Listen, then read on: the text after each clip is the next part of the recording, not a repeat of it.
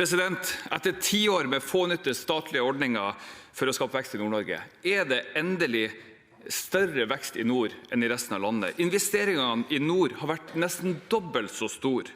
Det skapes jobber og vekst i alle bransjer, med havbruk som den viktigste motoren for denne utviklingen. Men på noen uker har regjeringen sin annonserte skattebombe snudd vekst til usikkerhet. 500 nye jobber kastes ut i uvisshet, 17 milliarder i investeringer, oppdrag avlyses og permitteringer varsles. Ingen ny produksjon ble handlet på auksjon i Øst-Finnmark, knapt noen ting i hele Finnmark. Dette er et område med høy sikkerhetspolitisk spenning. Vi trenger både jobber og bosetting i Finnmark. Regjeringen forårsaket et kystopprør i Finnmark, Troms og Nordland. Er statsråden tilfreds med konsekvensene for Nord-Norge av den politikken som er lagt frem? Statsråd Skjæran.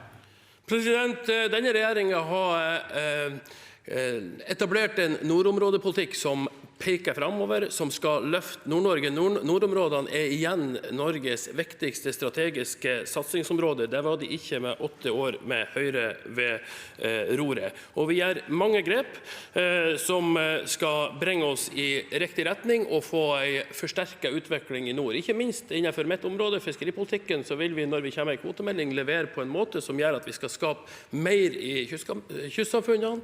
Vi skal stoppe den sentraliseringen av rettigheter som skjedde på Høyre si vakt.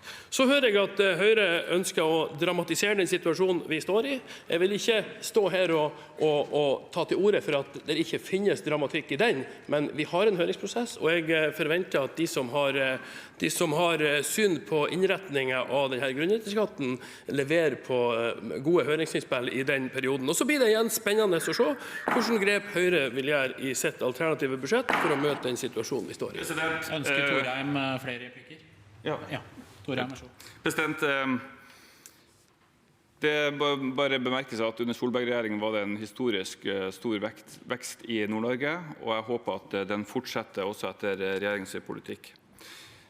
Men mange oppdrettsselskap i Nordland og resten av landet har tatt kontakt med meg og sagt at dette bunnfradraget på grunnrenta på 4 000–5 000 tonn, der står det noe annet i høringsdokumenter, at det er kronebasert.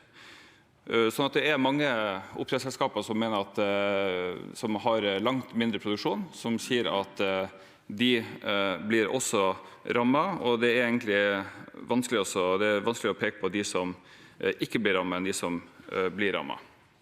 Hva er statsrådens svar på det? Statsråd Skjæran.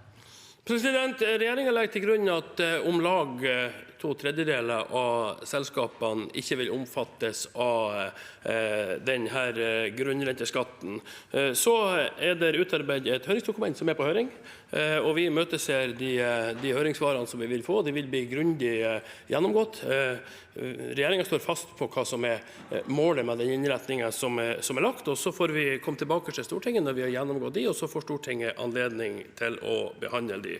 For øvrig så vil jeg legge til at nordområdepolitikk virker gjennom mange tiltak. Vi har nå lagt inn de sterkeste tiltakene som er lagt inn i tiltakssonen på mange år, med gratis barnehage i Finnmark, personrettede tiltak som aldri var tenkelig under Høyre-regjeringen. Det er også sånn at i siste år Stoltenberg-regjeringen regjerte og inn i 2013-2014, så hadde vi faktisk for første gang på flere tiår vekst i befolkningen i alle 3 nordnorske fylker samtidig.